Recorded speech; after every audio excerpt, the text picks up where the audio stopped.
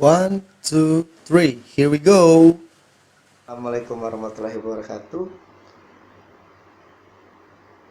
Selamat datang lagi di channel pelajaran PJOK bersama Dedi. Baiklah, kali ini kita akan belajar tentang materi permainan bola kecil yang berikutnya. Kalau kemarin kita sudah membahas masalah kasti, dan hari ini kita akan membahas satu lagi permainan yang termasuk dalam permainan bola kecil.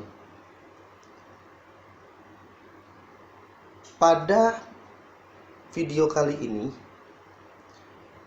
Dedi masih melakukan eksperimen, yaitu menggabungkan teknik pada saat awal video yang Dedi buat dan video yang terakhir yang tentang yang tentang bola kasti. Oke. Jadi materinya penjelasan dan Dedi gabung dengan gambar slide. Oke. Di sini Dedi tetap mengharapkan kontribusi kalian, yaitu berupa komentar bagaimana perbandingan antara video kita pada awal-awal dulu dan yang bola kasti sudah kita bahas walaupun hanya ada beberapa, dan video yang kita gabungan pada kali ini. Jadi Dedi harapin kalian bisa memberikan komentar bagaimana agar cara belajar kita untuk channel ini bisa berkembang setiap kali. Ya, jadi setiap episode kita akan coba membuat eksperimen-eksperimen agar materi yang disampaikan bisa langsung kalian tangkap dan kalian pahami. Baiklah, tanpa panjang lebar lagi, kita mulai pembelajaran kali ini. Perhatikan dengan seksama penjelasan yang akan Dedi sampaikan pada materi permainan bola kecil hari ini. Baiklah, kita hari ini akan memasuki materi masih tentang permainan bola kecil, yaitu permainan bulu tangkis atau badminton.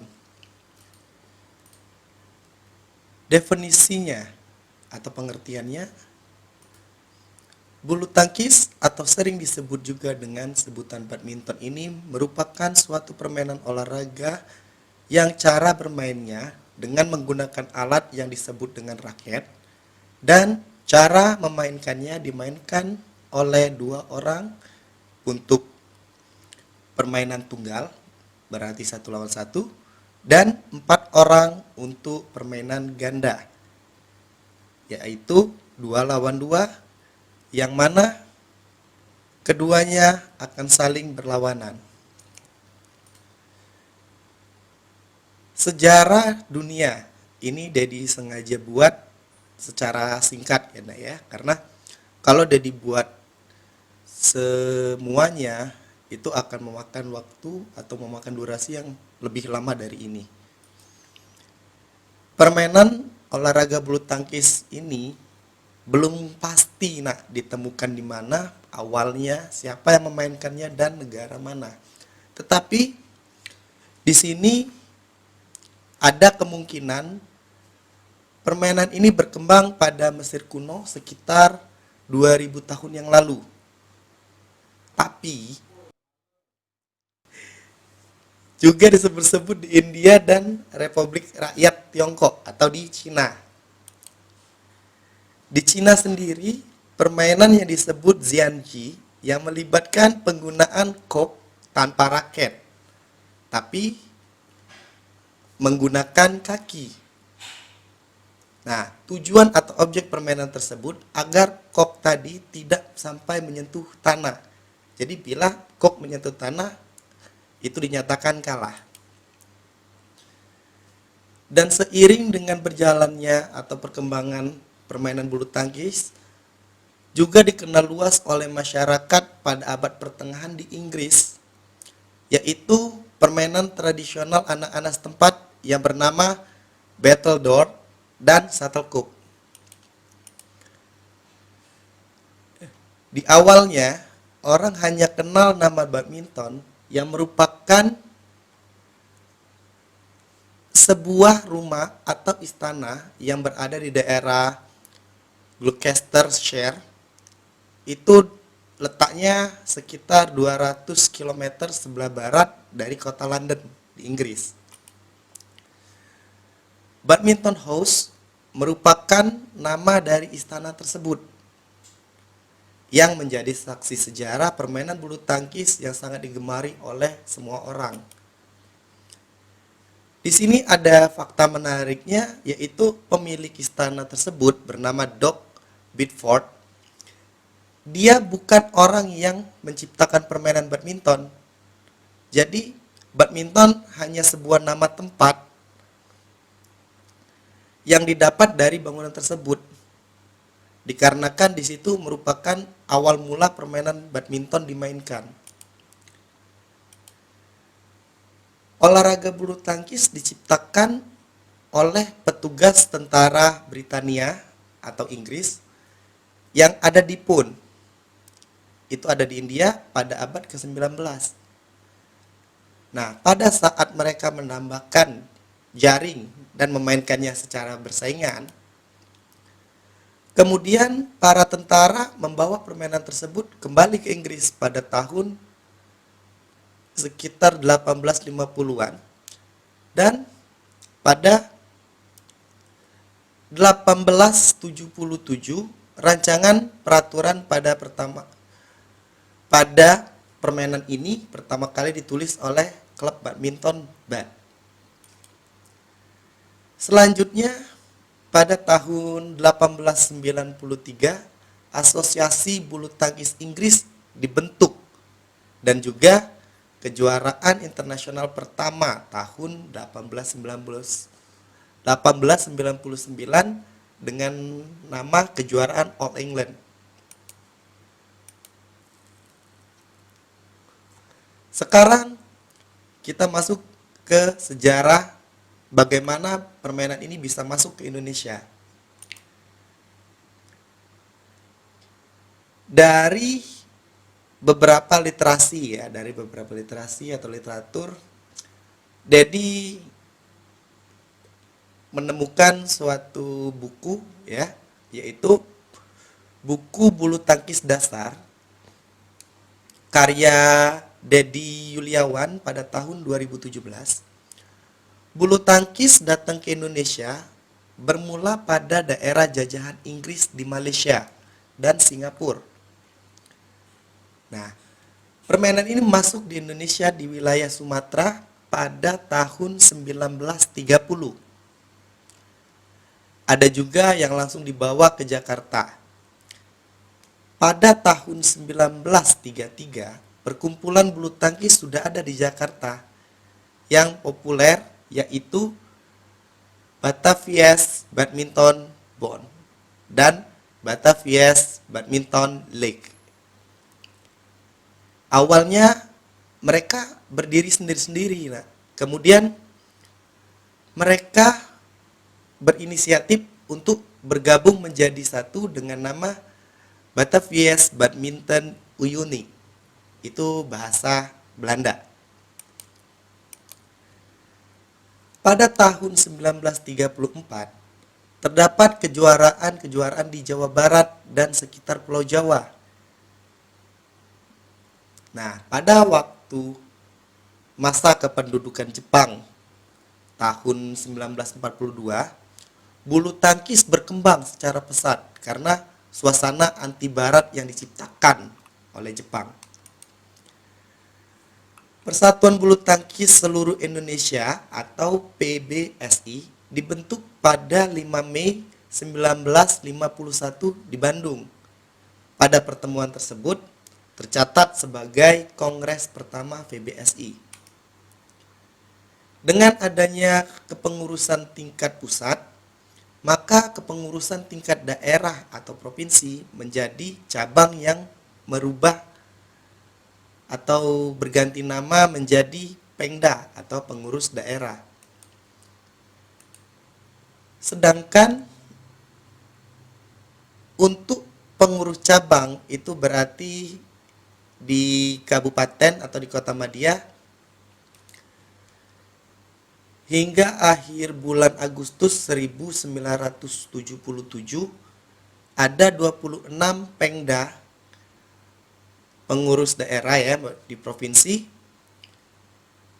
kecuali provinsi Timur Timur, dan sebanyak 224 pengcap atau pengurus cabang, dan jumlah perkumpulan yang menjadi anggota PBSI diperkirakan sekitar 2000 perkumpulan pada masa itu.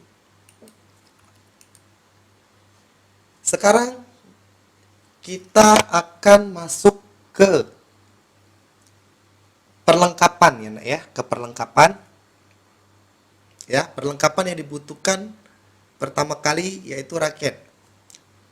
Raket merupakan alas pemukul yang sangat ringan dan kuat. Beratnya kurang dari 150 gram. Terdapat jenis-jenis raket yang dipergunakan dalam permainan bulu tangkis, antara lain 1. Raket yang berat di bagian kepalanya. Yang kedua, raket yang berat di bagian pegangan atau handle. Yang ketiga, raket yang seimbang cocok untuk pemain dalam kurung all around. Yang kedua, perlengkapan yang harus dimiliki shuttlecock atau bola. Shuttlecock terdiri dari bagian kepala dan bulu. Shuttlecock yang baik menggunakan gabus sebagai kepala dan dibungkus dengan kulit yang tipis dan kuat. Berat shuttlecock antara 73 sampai 85 grains atau 4,73 sampai 5,5 gram dan harus mempunyai 14 sampai 16 helai bulu yang ditancapkan ke dalam gabus yang bergaris 1 sampai 1/8 inci atau 25 sampai 28 mm.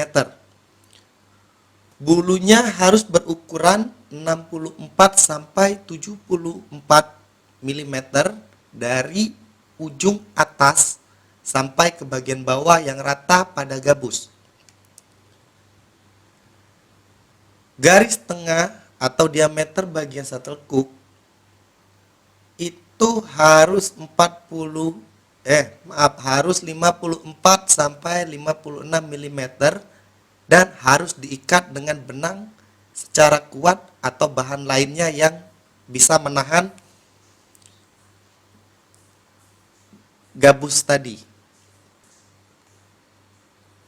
Yang ketiga, senar. Ya. Senar ini kalau awal permainan dulu, senar pada raket menggunakan bahan dari usus hewan ya Nak ya. Jadi usus hewan itu dikeringkan dan dililitkan pada raket sebagai alat pukul. Tapi karena sekarang permainan ini membutuhkan waktu yang cepat dan agar mudah mencari bahan untuk mengganti senar tersebut, maka dibuatlah senar yang berbahan dasar nilon. ya, nilon atau tali plastik. Nah, kelebihannya memang lebih cepat dibandingkan atau lebih banyak bahannya ditemukan daripada menggunakan usus. Namun, kelemahan dari bahan ini adalah senar menjadi mudah putus karena tidak terlalu kuat dan tegangannya itu tidak bisa menahan pukulan-pukulan cepat sehingga menghasilkan gesekan dan menyebabkan benang tersebut putus. Nah, dari semua itu maka terciptalah sebuah benang dengan komposisi dari bahan-bahan sintetis. Nah, sekarang ini jadi ada nilonnya, ada serat karbonnya. Itu sekarang sudah banyak dijual di toko-toko olahraga, senar-senar yang terbuat dari bahan-bahan sintetis. Dan ini biasa dipakai oleh pemain-pemain yang sudah profesional. Yang keempat, perlengkapan yang dibutuhkan itu lapangan. Ya, lapangan atau court. Nah, bentuk lapangan dan ukurannya bisa kita lihat nanti pada gambar yang akan ditampilkan sesudah slide ini. Lapangan tersebut tidak harus memiliki lantai tanah ataupun semen ataupun kayu. Itu terdapat bahan-bahan yang bisa dijadikan untuk lantai di lapangan. Yang pertama itu tanah atau pasir. Umumnya lapangan ini terdapat di luar ruangan ya, atau di kampung-kampung, di daerah-daerah itu biasa menggunakan lantai pasir atau lantai tanah. Yang kedua, lantai kayu, wooden court. Nah, lantai kayu ini biasanya itu di stadion-stadion ya, Nak ya. Di stadion-stadion yang dulu bisa dibilang ini salah satu stadion di GOR ya, biasa bukan di stadion, di GOR elit pada zaman dahulu. Yang ketiga, lantai dari karpet sintetis atau porta court. Nah, porta court ini banyak dijumpai di gor-gor yang biasa menyiapkan atau menyewakan lapangan permainan bulu tangkis ini. Nah, biasa di daerah Jawa itu hampir rata-rata menggunakan karpet sintetis semua. Karena apa? Agar si pemain tadi bila terjatuh tidak terlalu sakit. Yang keempat, lantai semen atau tehol atau hardcourt. Nah, di sini biasanya banyak terdapat di gor-gor yang memiliki standar-standar daerah untuk latihan-latihan biasa. Oke, untuk lapangan sendiri ini adalah bentuk lapangan permainan bulu tangkis. Nah, kalian bisa lihat di sini lebarnya itu ada 2 garisnya ya, Nak ya. Ada untuk pemain double dan ada untuk pemain single. Nah, pemain single itu yang dibilang tadi 1 lawan 1 atau yang 2 orang tadi. Sedangkan double atau ganda itu untuk yang dimainkan 4 orang tadi, yang berarti 2 lawan 2. Nah, kalian bisa screenshot atau kalian tulis di sini tentang lapangan bulu tangkis ini.